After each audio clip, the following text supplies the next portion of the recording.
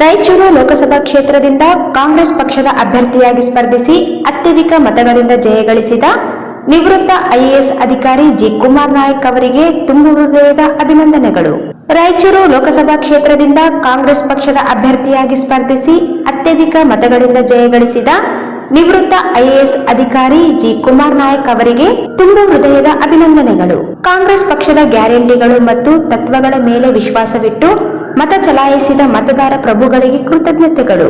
M R Dattatreya Aryavaishya ಸಮಾಜದ ನಾಮನಿರ್ದೇಶಿತ ಸದಸ್ಯರು ಮತ್ತು ನಾಮನಿರ್ದೇಶಿತ ಸದಸ್ಯರು ಗೀತಾ ಮಂದಿರ ಹಾಗೂ ನಗರ ಬ್ಲಾಕ್ ಕಾಂಗ್ರೆಸ್ ಉಪಾಧ್ಯಕ್ಷರು, ನಗರಾಭಿವೃದ್ಧಿ ಪ್ರಾಧಿಕಾರದ ಸದಸ್ಯರು ರಾಯಚೂರು.